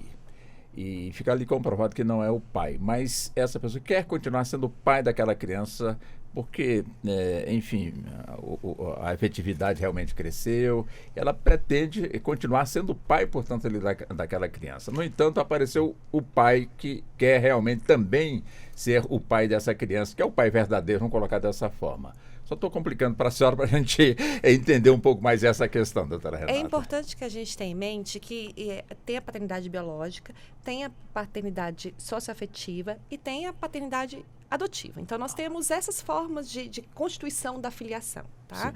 Em alguns, por exemplo, na filiação biológica, automaticamente a gente pensa que também tem uma filiação afetiva ali, mas nós sabemos que muitas vezes o pai é só aquele pai que emprestou ali o seu material genético, mas não exerce a afetividade. Mas o que é importante? Dentro desse aspecto, essa criança ela vai ser duplamente protegida. Então, vamos supor que ela tem um pai biológico que não tinha ali o nome no registro, ele queira buscar isso, e esse pai que foi indicado como suposto pai e exerceu ali a parentalidade, estabeleceu vínculo de afeto, convivência com essa criança, se formou realmente um vínculo e a gente consegue comprovar esse vínculo chamado de socioafetivo, a gente pode ter nessa situação um caso de multiparentalidade. Então, vai constar o nome dos 2 pais na certidão de nascimento, assim como o nome dos 4 avós e todas os dobramentos com relação à filiação de ambos os pais serão preservados. Então, todos os direitos e deveres são preservados. Sim. Então, essa criança vai ter direito sucessório, sim, de ambos os pais. E nós já temos casos de multiparentalidade hoje. A nossa jurisprudência atualmente é farta com relação a esse assunto, nessa proteção da criança e da adolescência e também da realidade fática. Se existe uma parentalidade socioafetiva, se essa parentalidade se constituiu, nós temos, sim, como preservar os interesses dessa criança e também dos pais. E, além disso, ainda falando sobre a questão da socioafetividade, a reforma do Código também tratou desse assunto, de como vai ser colocado ali o reconhecimento dessa criança que tem um vínculo socioafetivo, que não tem aquele vínculo biológico, mais convive com aquela pessoa como se pai fosse ou como se mãe fosse também. E aí, com isso, o reconhecimento. Existiu uma grande discussão pelo grupo de juristas se esse reconhecimento poderia ser feito no cartório ou se teria que ser na via judicial. E aí eu estou falando para menores de 18 anos. Para menores de 18 anos, então, a Comissão de Juristas entendeu que a via para o reconhecimento da paternidade socioafetiva é na via judicial. Na via extrajudicial poderá ser feita de maiores de 18 anos, desde que seja de acordo em todas as partes, inclusive com relação aos pais biológicos. Então, isso também foi tratado pela reforma do Código Civil pelo grupo de juristas. Nessa mesma linha, ainda, doutora Ângela, a questão da curatela, né? É um ponto que eu gostaria de ouvir da senhora, como também, como a senhora, como os demais aqui também, né? Com certeza, estudaram bem o que está nessa proposta de reforma do nosso Código Civil brasileiro. O que a senhora pode nos trazer na parte geral, portanto, desse novo código, como também essa questão da curatela dentro desse debate, dentro dessa discussão? Vamos lá, Walter. Primeiro vamos esclarecer para os nossos ouvintes, né, o que é a curatela. Isso. Então, quando uma pessoa maior de idade é acometida de uma doença que lhe cause invalidez, que lhe diminua o discernimento, então nós podemos ter diversos exemplos. Alguém que sofreu um acidente, está em coma, alguém que foi acometido de doença de Alzheimer, que vai aos poucos perdendo ali a sua capacidade decisória, ou alguém que teve um diagnóstico de uma esquizofrenia em grau elevado, enfim, diversas situações que fazem com que a pessoa maior de idade não tenha capacidade de gerir os seus atos existenciais da sua vida, né? E aí, para isso, ela precisa de alguém que o faça em seu lugar, que o faça por ela, né? Que cuide tanto dela própria quanto do seu patrimônio, né? E aí, para isso, nós precisamos da nomeação de um curador, que necessariamente vai ser pela via judicial, porque você limitar a capacidade civil de alguém é muito sério. Então, nós precisamos de toda a segurança jurídica que o processo judicial nos fornece. E aí o código, a proposta aí de atualização do código traz alguns aspectos bem interessantes em relação à curatela, incorporando conceitos de direito estrangeiro, né? Então, um deles é a diretiva antecipada de curatela. Então, eu posso hoje, no gozo aqui do meu juízo perfeito, né, estabelecer, por meio de um documento, que caso eu seja acometida de uma doença incapacitante, né, para a administração dos atos da vida civil, quem será o meu curador, quem eu desejo que seja o meu curador, porque a lei estabelece que prioritariamente será o cônjuge, os filhos mais velhos têm prioridade sobre os mais jovens, enfim, mas isso é uma sugestão legislativa. O juiz pode decidir de acordo com o que for mais adequado para aquela família. E aqui agora, se for aprovado essa proposta que a comissão de juristas elaborou, eu posso de antemão já estabelecer, se acontecer isso comigo, eu quero que a pessoa A seja a minha curadora, né? E não só isso, eu posso, além do curador, que ele tem um poder bastante amplo para administrar os atos existenciais da minha vida e as questões patrimoniais, eu posso nomear o que eles chamaram de tomador, que é alguém que vai me auxiliar na tomada de decisão apoiada, que diz respeito àquelas decisões relacionadas à minha saúde. Então, alguém simplesmente que vai cuidar e decidir, declarar para o médico como que eu quero que seja o meu tratamento, se eu já não tiver feito isso também por escrito. Então, eu posso ter nomeado o curador na diretiva antecipada de curatela e posso também fazer a tomada de nomear o apoiador para a tomada de decisão apoiada. São inovações bastante significativas que preservam a autonomia da vontade. É aquilo que a doutora Renata falou no primeiro bloco, né? O nosso código atual já vem com essa perspectiva e a reforma fortalece essa ideia da autonomia da vontade, né? Então, quando eu decido, no momento em que eu gozo da plena capacidade, quem eu desejo que seja o curador, o meu curador, quem eu desejo que me apoie nas decisões relativas à minha saúde, é realmente a priorização da autonomia da vontade nas nossas relações privadas. E eu posso ter os dois, né? Então, alguém que vai só cuidar da minha saúde e alguém que vai cuidar do meu patrimônio. Então, isso são as principais mudanças que a gente identificou lá no livro de família, na parte da curatela. E isso se relaciona com algumas mudanças significativas e muito importantes que nós identificamos na parte geral. A parte geral é o primeiro livro do Código Civil e ele estabelece regramentos que permeiam todos os demais livros, né? E aí uma grande novidade que ele traz são as diretivas antecipadas de vontade. Então, lá está estabelecido no anteprojeto que a pessoa pode indicar previamente o tratamento que deseja ou não realizar no momento de uma futura incapacidade. Então, se eu estou em coma, se eu quero ser entubada, se eu não quero. Então, eu, num momento prévio de plena capacidade, eu posso estabelecer essas diretivas antecipadas de vontade. Isso já é aplicado em vários países. A gente tem aqui no Brasil uma estudiosa, que é a Luciana Dadalto, que trabalha muito bem esse assunto, e isso vai ser bastante significativo se for aprovado na forma como está estabelecido aí no anteprojeto, né? E, por fim, também se admite no anteprojeto a recusa terapêutica. Então, eu posso dizer o que eu não quero que seja ministrado, procedimentos médicos que eu não quero que sejam realizados, né, como um prolongamento artificial da vida. Mas não seria uma eutanásia meio que assim? Não.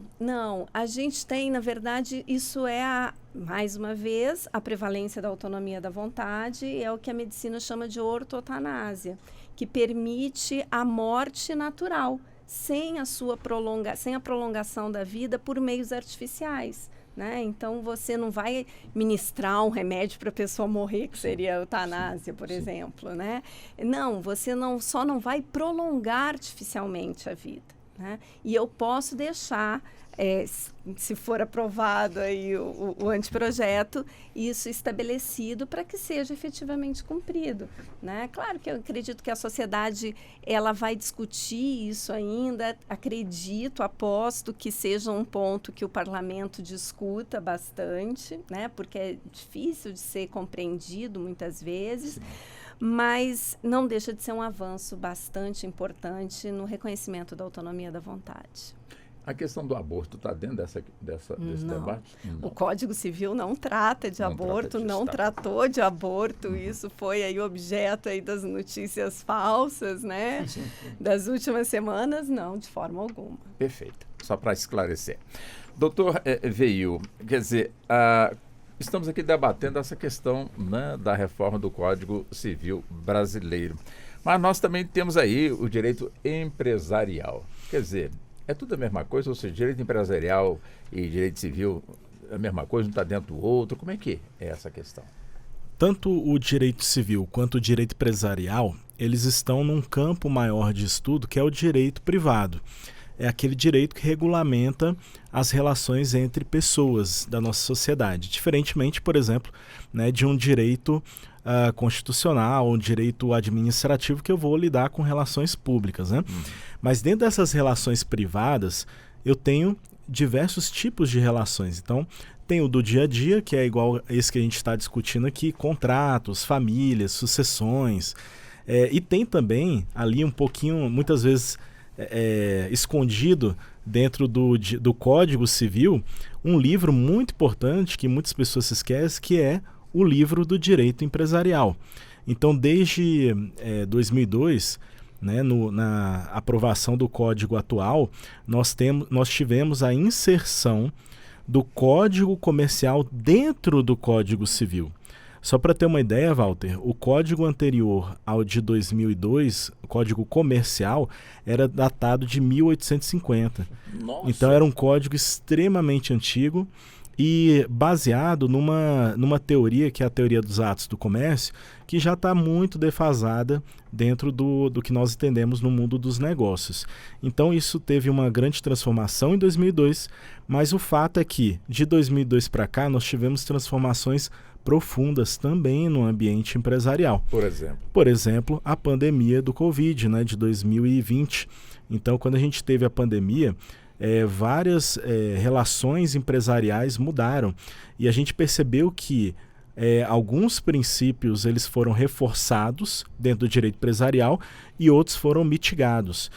Uma coisa que se discute muito hoje em dia é sobre essa autonomia dos princípios do direito empresarial.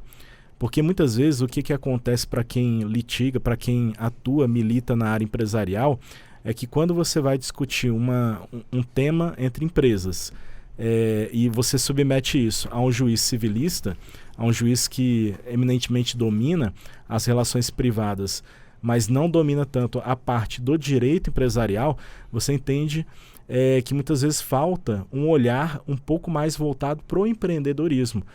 um olhar mais voltado para as dores do empresário, daquela pessoa que está ali se dedicando, muitas vezes com a economia da família, para abrir um negócio, emprega pessoas, paga impostos e passa por necessidades, por dores muito diferentes daquelas dores que um civil passa no seu dia a dia.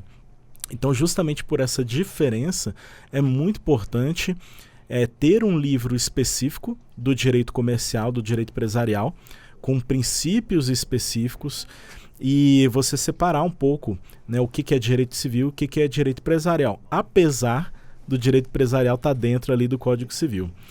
E o mais interessante que eu vi nessa reforma, porque também foi debatida essa reforma agora nessa comissão que fez o anteprojeto, é que a gente conseguiu reconhecer, né, enfim, o reconhecimento de princípios especiais do direito empresarial. Isso de forma expressa. O reconhecimento, para quem é jurista, o reconhecimento expresso de um princípio traz uma importância dentro das relações e dentro das ações, dos processos judiciais, que acaba muitas vezes solucionando os verdadeiros conflitos que acontecem. Então, por exemplo, um dos princípios que foi reforçado, além do princípio da autonomia privada, que a gente tem visto aqui, da liberdade, é a da diferença do que é o patrimônio de uma empresa do patrimônio pessoal dos donos dessa empresa. Então, em vários âmbitos, vários cenários do mundo jurídico, você tem a discussão da desconsideração da personalidade jurídica para muitas vezes atingir o patrimônio do sócio. E quando você tem uma regra no direito, no Código Civil e Comercial reformado, que afirma que uma coisa é o patrimônio da empresa, outra coisa é o patrimônio do sócio, você tem aí uma mudança paradigmática no nosso ordenamento que vai trazer mais segurança jurídica e mais apoio ao empreendedorismo brasileiro. De tal forma que, se hoje eu quiser abrir uma empresa, abrir um novo negócio, uma lanchonete, um restaurante, eu posso começar esse negócio de forma mais segura e mais responsável, sem sofrer um temor tão grande, né, que é o temor de eventualmente ter que responder com o próprio bem, o próprio patrimônio da família, uma casa, um carro, né, que muitas vezes não está ali no âmbito dos negócios, mas acaba sendo atingido por meio de uma decisão que extrapola essa autonomia, essa divisão que há naturalmente do que é empresa e do que é pessoa física. Perfeito. Agora, doutor Ulisses, inteligência artificial, ou seja, quando a inteligência artificial produz e dá certo, quem é o dono da patente? Vocês estão vendo que com vocês o Walter faz todo um introito e tal, não sei o quê. Aí não é marcação não, doutor. Parabéns pela pergunta, a inteligência do Walter de conseguir permear os diversos campos do saber é realmente excepcional. Não por isso está aí, né? Há uns 30 anos ou mais, isso 40 anos. Isso é bondoso, né? Obrigado, doutor. Como âncora, como jornalista. Bueno, Walter, essa é uma grande discussão que foi, de fato, apresentada para ela uma resolução no PL 2338 de 2023, que é o nosso marco de inteligência artificial, que justamente diz quem deve ser responsabilizado nesse tipo de situação. Então, você tem um produto criado por uma tecnologia, né? Quem vai lucrar com esse produto? O programador, o desenvolvedor desse produto, a empresa que contratou o programador para desenvolver esse produto, ou quem utilizou esse produto e gerou, de fato, ali uma receita, né? Então, o Marco Legal de Inteligência Artificial, ele diz que isso aí vai ser discutido observando, de fato, quem foi o responsável pela geração ali da lucratividade, da receita final, né? Quem é de fato o responsável? A gente tem diversos problemas. Falando sobre a questão comercial, empresarial, dentro da seara da tecnologia, hoje a gente tem crianças, Walter, 13, 12 anos, que são milionárias, fazendo vídeos na internet. Né? São milionárias, são mais lucrativas que a boa parte das empresas do Brasil, ela fazendo vídeos ali dentro de casa, dentro do seu ambiente pessoal ali. Então, a gente tem essa complexidade dentro na utilização dessa tecnologia. E aí eu inverto a pergunta, mas não mudo o objetivo. E se der problema, quem é o responsável? Então, se deu lucro, a gente vai identificar ali quem de fato gerou o lucro. Mas e se der problema, quem é o responsável? Eu utilizo sempre para os meus alunos o exemplo do engenheiro que projetou uma ponte. O engenheiro foi lá e projetou uma ponte. Foi lá uma equipe lá de construção civil e colocou aquela ponte de pé. A ponte, depois de um período, ela ruiu. Quem é o responsável por aquele prejuízo? A gente vai identificar, vai fazer ali uma análise, um inquérito e vai identificar quem foi que errou. Foi o engenheiro que errou ali na produção ali da planta, na elaboração do projeto, ou foi quem executou o projeto que executou de forma equivocada? Ou foram os dois? Né? Então, é nessa mesma seara. A gente tem a tecnologia, como eu falei, ela mescla muito com a nossa realidade, mescla muito com a nossa existência. Dentro da inteligência artificial, Walter, por exemplo, no campo aqui das doutoras, quem vai ficar com o patrimônio gerado na tecnologia? Por exemplo, essa criança que gerou um patrimônio milionário na internet, ela tem milhões de seguidores, não tem uma regulamentação hoje para dizer quem é porque isso é virtual, está na nuvem, aí a plataforma digital diz que é dela aquilo ali, se a pessoa vier a óbito, a família entra na justiça para tentar desbloquear aquele perfil que, em vindo a óbito, é bloqueado automaticamente. Enfim, a criança não tinha ali o cuidado de fazer um testamento, evidentemente, ela não tinha orientado. Então, uma série de complicações que a tecnologia vai trazendo para a nossa realidade e que nós, operadores do direito ou qualquer outro profissional da sociedade, precisamos enfrentar. É por isso que eu falei da sua sapiência em trazer uma discussão tão ampla para dentro desse programa, porque é relevantíssimo isso. Porque isso, daqui a 10 anos, nós aqui, todos nós aqui, eu creio, tirando as doutoras, né, somos a última geração que nasceu no mundo sem internet, Walter. Tirando as doutoras, evidentemente. Sim, claro, tá certo. Elas estão saindo da adolescência agora, né? Não em maturidade e conhecimento, mas, enfim, nós somos a última geração. Todas as gerações que nos sucederam já nasceram com a tecnologia na mão. Então, o mundo deles é completamente diferente para os nossos e a gente tem que adaptar a nossa realidade ao que está posto. Não adianta mais, como o doutor Paulo falou, um código do século XIX, né? Ficou em vigor até 2000. Então a gente precisa... Eu vi alguns juristas falando, atualizou em 2002, já vai atualizar em 2024, a gente sequer formou jurisprudência. Bem-vindo ao mundo. O mundo é esse. As mudanças são radicais. Até poucos anos atrás, ninguém tinha ouvido falar em inteligência artificial. Hoje, você faz a pergunta, Ulisses, quem vai ser responsável por um produto gerado por essa tecnologia? Que há poucos anos atrás ninguém nem falava, ninguém nem comentava. Hoje, ela domina a nossa vida. Você acorda, ligou o celular, ela já está dizendo onde você está, já está te mapeando, já está oferecendo produtos a você, já sabe o que teoricamente você vai fazer naquele dia, porque ela já sabe a sua rotina. Então, a tecnologia já faz parte da nossa realidade. O que a gente precisa fazer hoje, de fato, é usar a tecnologia a nosso favor. Não permitir que ela atrapalhe de nenhuma forma.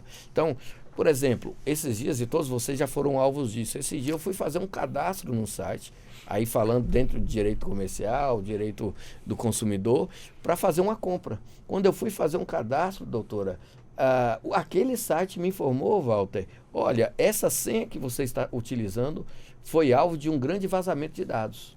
Ora, eu não sei quem vazou. Como que eu vou responsabilizar isso? O novo Código Civil fala que, em havendo uma ocorrência grave como essa, eu tenho que ser automaticamente comunicado. Então, um outro site já tinha ciência que eu nunca utilizei. Eu estava fazendo um primeiro cadastro no site. Quando eu fui inserir uma senha, ele falou, olha, essa senha, você tem certeza que eu sei utilizar? Essa senha já está rodando por aí. Entendeu? Então, esse código visa atualizar, ele moderniza, porque a gente compra e vende na internet, a gente negocia, como eu falei, muitas pessoas encontram seus parceiros e parceiras por meio da internet, né? Essa é a nossa realidade, essa é a forma na qual nós estamos vivendo. Então, as legislações precisam ser alteradas, da mesma forma que as doutoras e o doutor falou que antigamente existia o conceito de casamento entre homem e mulher, hoje o nosso conceito é entre pessoas. Por quê? Porque mudou a nossa forma de pensar, mudaram as nossas necessidades, mudaram as nossas urgências. Então, Walter, a inteligência artificial está aí, é uma realidade que a cada dia mais vai fazer parte da nossa existência, não tem como retroceder, e ela vem nos trazendo diversas possibilidades e diversos desafios também. Então, a gente precisa estar atento a ela para que ela não nos domine, não no sentido de ficção científica, de que o mundo vai ser comandado por robôs ou coisas do tipo. Não, estamos muito longe dessa situação. Mas que pessoas maldosas, e esse é o grande problema que nós temos hoje, utilizem a tecnologia com a potencialidade absurda para manipular pessoas numa questão, por exemplo, falando agora de eleições, é o ano eleitoral. Então, como que isso vai ser regulamentado? Nós não temos, é o que eu estou falando. Nós estamos literalmente nus virtualmente. Essa é a expressão que eu uso com os meus alunos. Você está vivendo num mundo nu, sem nenhuma proteção, sem nenhuma salvaguarda, sem nenhuma restrição. Mas só somos nós que estamos nus ou existem outros no mundo que também estão da mesma forma? Estamos quase todos nus. E esse é um grande problema, Walter. Esse é um grande problema porque há um lobby muito grande dessas big techs para que não haja regulamentação. Ora, o PL das fake news, a doutora falou ali da fake news sobre aborto. Doutora Ângela, obrigado. Ela falou sobre fake news sobre aborto. A PL da fake news já está no Congresso desde 2020 e não avança. Por quê? Porque tem setores dentro da nossa sociedade que vão ser prejudicados com a aprovação desse projeto de lei. Prejudicados que eu falo, e não estou falando de ideologia política A e B, prejudicados financeiramente. Então, é esse o ponto. A gente precisa encarar, é um grande desafio. Não estou falando que é simples, não estou falando que é fácil. A União Europeia acabou de aprovar um marco de inteligência artificial. Vamos ver como que isso vai se dar. Portugal tem o livro verde de inteligência artificial. A Austrália já está muito avançada. Canadá está muito avançado. Só que no Brasil a gente fica segurando o projeto de lei, diversos projetos de lei, justamente em razão desses interesses difusos, digamos assim, envolvendo a matéria. Pegando o gancho aqui do doutor Ulisses, que estava aqui refletindo, a gente está nu, mas pelo menos está vindo aí o projeto, né, com um livro novo do Código Civil, que justamente é a vestimenta dessa situação que a gente está, né? A nossa questão agora, doutor Paulo, é esse projeto ser aprovado. Eu estou aqui clamando aqui para que todos entrem em contato com seus deputados e senadores nas câmeras e no Senado aí para que esse projeto seja aprovado, porque, como eu falei, nós temos diversos projetos que regulamentam a matéria, né, mas que não são aprovados. Interessante desse código, desse livro digital, é que é o primeiro, o grande diferencial do novo código, do que será o novo código depois dessa reforma, é a inserção do livro digital. Sim. Que antes ficava a cargo não só dos marcos, né, mas também de interpretações que podem variar. Analogias que podem variar de um juiz para o outro. Nessa situação o que eu achei interessante na inserção do livro digital foi um artigo que eu li, que foi proposto, debatido e provavelmente sancionado, que foi a autorização do uso da imagem por inteligência artificial, justamente remontando o caso da Elis Regina, né?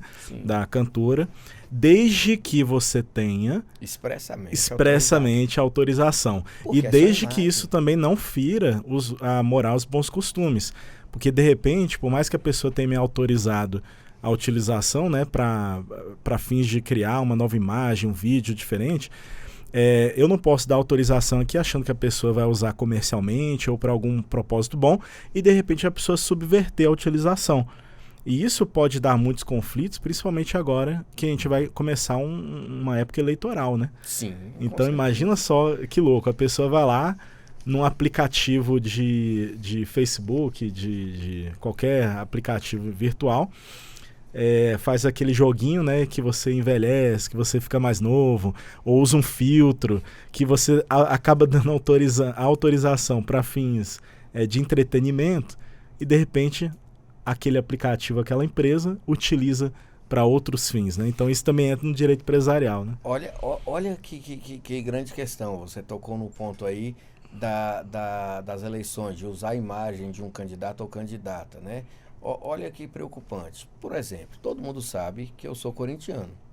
Pelo simples fato de que é o melhor time do Brasil. O senhor não nasceu com sorte, né, doutor? Não. Estamos passando por um momento de crise já faz umas décadas, mas iremos nos recuperar. A grande questão é o seguinte, alguém pode pegar a minha imagem, eu estou falando isso, todos vocês viram a notícia daquela menina na Inglaterra, que o amigo dela pegou a imagem dela e pediu para que pessoas de sites de vídeos pornográficos utilizassem a imagem dela para gerar um deepfake. O que é um deepfake? Você pega uma imagem de uma pessoa real e insere num cenário que ela não esteve, que ela não é da realidade dela. Então, usou a imagem dela para sites com fins libidinosos, digamos assim. Mas, no meu caso, a pessoa pega uma imagem minha falando bem de um time como o Palmeiras, que eu não vou nem colocar o nível desse time aqui, que não entra em discussão. Mas, brincadeiras à parte, traz isso para um cenário, Walter, comercial. Você pode pegar um CEO de uma empresa e colocar ele com uma fala na boca dele absurda. Como o Walter viu aqui, uma vez a gente discutiu um deepfake que foi feito com o William Bonner, né? Ele na plataforma ali do Jornal Nacional falando uma série de coisas que jamais o William Bonner falaria. Então, isso chegou num ponto muito crítico, gente, de que, em alguns casos, só quem domina a tecnologia com outro programa consegue identificar que aquilo é um deepfake, de tão realista que está. Uhum. Então, a gente pode ter casamentos destruídos, como já foram casos assim, né? Nós podemos ter uma vida empresarial, uma carreira completamente devastada por um vídeo, uma imagem que foi manipulada, ou, por exemplo, um mandato. A pessoa perde ali, imagina uma pessoa conservadora, coloca falas de outra ideologia na boca dessa pessoa, ou vice-versa, há 15 dias da eleição. Ela não tem tempo hábil de reverter aquela imagem. É porque tem a manipulação do uso da voz também, sim, né? É uma coisa. A gente tem filmes, doutora, que já estão sendo completamente dublados por inteligência artificial. Está tendo um grande movimento dos dubladores e artistas contra essa utilização. Uhum. Então, são muitas coisas. O tema realmente é vasto, é amplo. Mas vamos fazer o seguinte, já que passamos a partir de agora a administrar o tempo, doutora Renata, vamos aqui com 1 minuto, a princípio 1 minuto, para a senhora, de certa forma, colocar, porque deve ter muita gente pensando, bom, esse debate que está acontecendo na Rádio Justiça interessa para os ricos, para os letrados, para as pessoas que ganham bem, para nós que temos que entrar na fila para marcar consulta, para nós que não temos o dinheiro para pagar o aluguel, para nós que não temos dinheiro para comprar alimentos, para nós não temos dinheiro para comprar medicamentos, para nós não interessa, o que interessa é só para eles. Esse pessoal está equivocado. Sim. A senhora tem 1 minuto, depois a senhora tem mais 2 para as considerações finais. Na sequência? Isso. Tá. Então, já que são 3 minutos, eu vou utilizar bem o meu tempo. Primeiro, a reforma do Código Civil traz sim uma previsão aí com relação à regulamentação patrimonial dos filhos menores e administração feita pelos seus pais.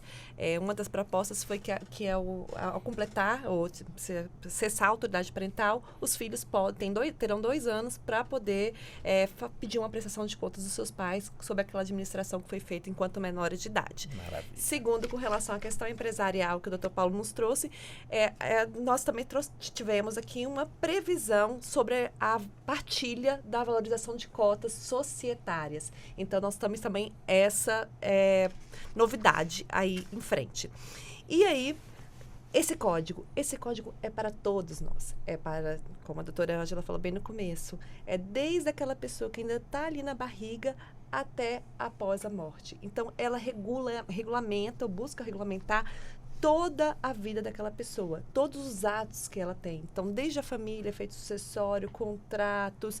Então, é importante que todo mundo, de alguma forma, participe desse debate, realmente contribua ali com as previsões. Provavelmente, ainda nas casas legislativas, haja ainda discussões com relação a diversos pontos do Código, tem audiências públicas. Então, é importante que as pessoas realmente cuidem disso. E, para finalizar, Walter, é importante, assim, trouxeram um parágrafo aqui, que ele é um parágrafo que traz um pouco dessa previsão aí de como o Código regulamenta todas as necessidades.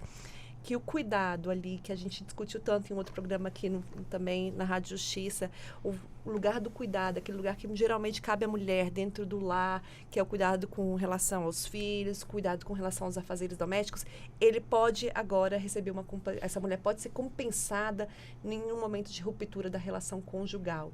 Então, essa previsão desse lugar aí de que a mulher, os filhos, eles são vistos independente da classe social e que esse lugar dessa mulher que também muitas vezes fica em casa ali por um planejamento familiar e cuida dos seus filhos, o grupo de juristas também olhou para isso e é importante que a gente veja isso, até porque pelo que eu vi, essa reforma do Código trouxe a palavra cuidado 2 vezes ali no livro, só no livro de famílias. Então, isso mostra como a gente tem caminhado aí para um lugar de mais humanização para o direito das famílias e também para as relações sociais. Doutora Ângela, também 3 minutos, fique à vontade também para as considerações finais, por favor. Ok, Walter, eu queria então aproveitar esse tempo para fazer ainda alguns comentários de pontos que eu acho bastante importantes que esse código, que essa proposta de atualização do código nos traz. Nós temos como direito da personalidade o direito ao nome.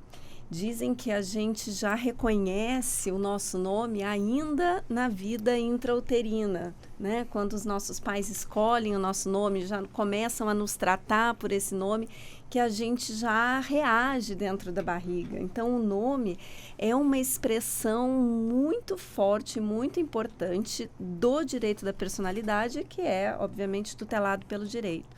E na proposta de atualização do código, não só o nome, como o pseudônimo, nome artístico, e aí dentro do direito digital, as personas e os avatares digitais também gozarão da mesma proteção que o nome, né? É bem interessante porque realmente hoje a gente tem aí as personas, né? A pessoa às vezes nem é conhecida pelo próprio nome. E ela vai, então, poder defender como um direito da personalidade e enfim, todos os seus desdobramentos, se essa atualização for aprovada. E aí a gente tem ainda sobre o uso do nome, né, a possibilidade que a jurisprudência já vinha reconhecendo de inclusão do nome de família, ou seja, o sobrenome, como nós falamos, né, de um padrasto, de um padrinho com quem você tem uma identidade muito grande, inserir este sobrenome ao seu nome. O que a Comissão de Juristas acabou por decidir, depois também de uma discussão um tanto quanto calorosa, foi que essa inclusão só pode ser feita pela via judicial enquanto for menor de idade. Depois dos 18 anos, sim, pode ser feita diretamente em cartório, porque a gente tem uma lei recente que permite que você modifique seu nome diretamente no cartório, né? Eu, por exemplo, não fui registrada com o sobrenome da minha mãe. é uma tradição das famílias de origem italiana que, enfim, não se usa o sobrenome materno, né? E a minha mãe manteve isso, que ela é de origem italiana, e é algo que eu pretendo corrigir agora nos próximos meses. E eu posso fazer isso diretamente no cartório, o que não era possível há algum tempo atrás. Mas isso não foi permitido para o acréscimo de nomes de terceiros que não sejam familiares. Vai depender de uma demanda judicial enquanto for menor de idade.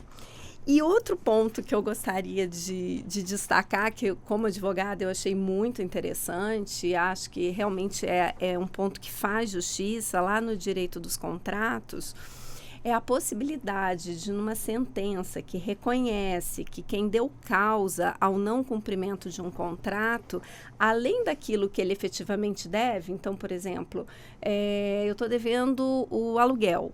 Então, o proprietário do imóvel precisa ajuizar uma ação para me cobrar, já que o pagamento não foi feito de forma voluntária. Para ele fazer isso, ele precisa contratar um advogado. E ele vai pagar honorários para esse advogado. E aí, a sentença, até agora, ela determina o pagamento dos aluguéis vencidos. E, a partir da reforma, vai constar na sentença condenatória também o pagamento do que eu gastei com o advogado para me defender em juízo. Né? Além dos honorários de sucumbência, que isso é direito do advogado, não tem nada a ver com honorários de sucumbência.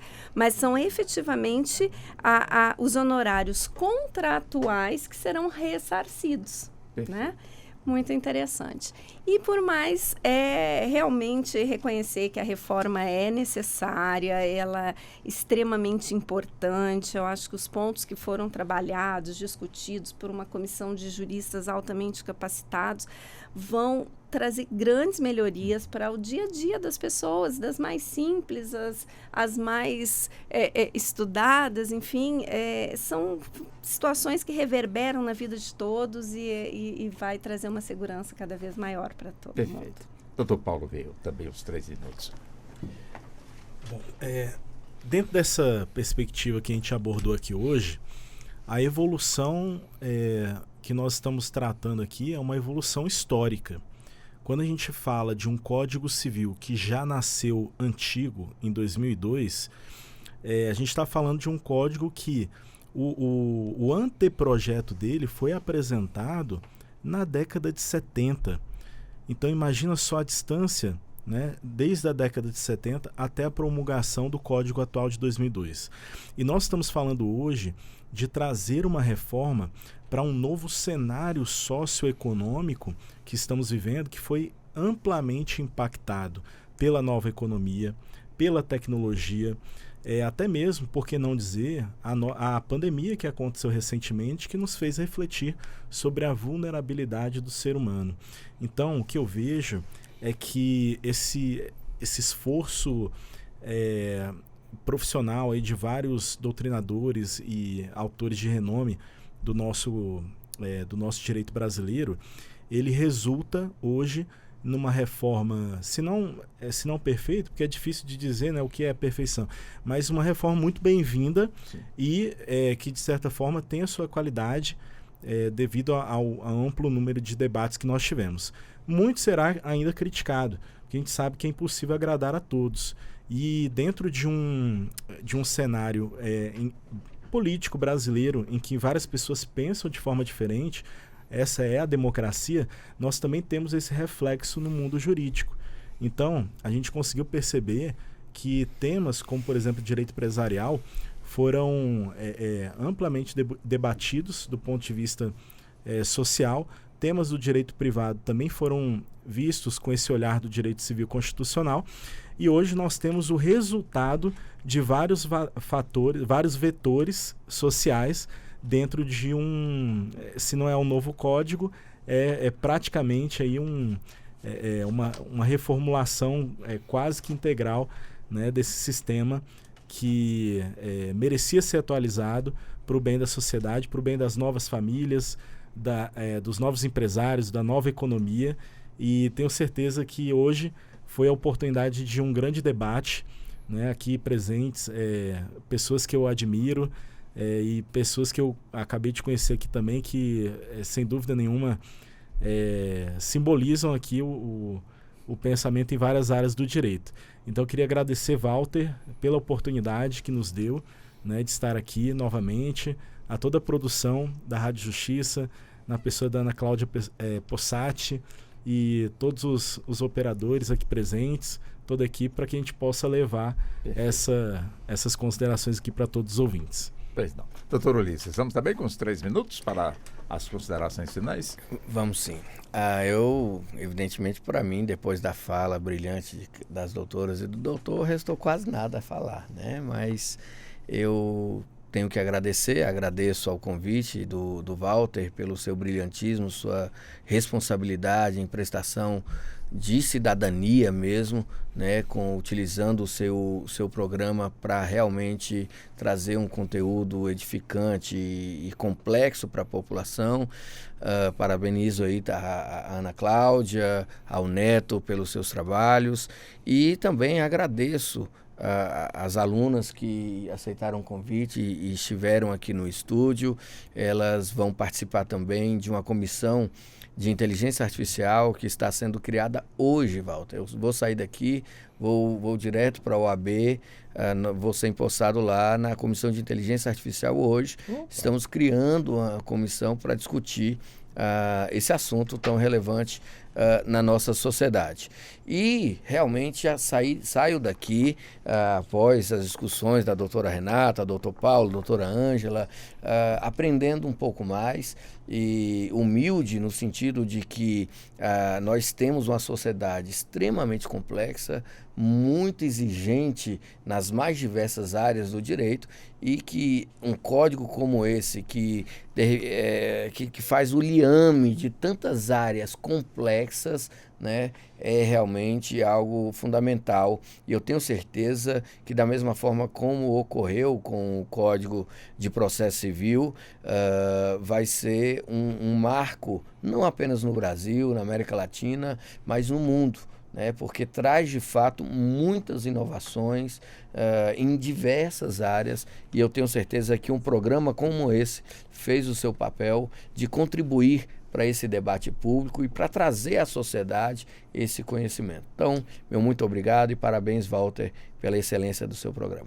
E parabéns ao senhor por estar assumindo realmente uma comissão extremamente importante na nossa Ordem dos Advogados do Brasil. Parabéns.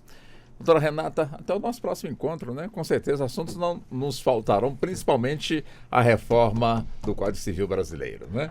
É isso, Walter. E agradecer também os juristas que aí 180 dias se debruçaram fortemente sobre o tema. A gente sabe, a gente que acompanha esses últimos dias de debate lá, a gente viu tão exaustivo que é e o quão comprometidos todos eles estavam ali, imbuídos de entregar algo muito positivo para a sociedade. E então, só o meu agradecimento a esse grupo que vai fazer uma modificação e a Rádio Justiça por estar aí divulgando mais uma vez conhecimento. Obrigada pelo convite. Obrigada, senhora. Doutora Ângela, por favor, também. Agora fala o nome completo da senhora, doutora Ângela, que eu não consegui, por favor. E a gente agradece muito a presença da senhora conosco aqui no programa. Obrigada, Walter. Ângela Cristina Bulhover Montanher. Uma sopa de letrinhas. Mas eu que agradeço por estar aqui nesse grupo tão seleto, pela oportunidade de participar desse debate importante nesse momento aí da entrega do projeto do Código Civil, de atualização do Código Civil, e te parabenizar, Walter, por esse trabalho maravilhoso que é feito na simplificação do direito, né, de entregar o direito a todas as comunidades, enfim, né, de forma sem fronteiras, né, hoje com o YouTube, internet, enfim. E, mais uma vez, muito obrigada por estar aqui. Obrigado, senhora. Doutor Paulo, um abração também para o senhor, muito obrigado. Obrigado, doutor Walter. Prazer enorme estar aqui novamente. Estamos sempre à disposição aí para poder debater e levar o melhor do direito civil e empresarial para os ouvintes. Doutor Ulisses, até a próxima. Até a próxima, e eu tenho certeza que será sempre relevante. Com Parabéns. certeza. E assim chegamos ao fim da edição de hoje do nosso debate dentro do Justiça na Tarde. Programa que teve a minha condução, sou Walter Lima, na produção da Ana Cláudia Possati, trabalhos técnicos do Neto Silva e a coordenação de jornalismo de Marcela Luiza. Muito obrigado, boa tarde e até o nosso próximo encontro. Até lá. A Rádio Justiça apresentou Justiça na Tarde. Secretaria de Comunicação Social, Supremo Tribunal Federal.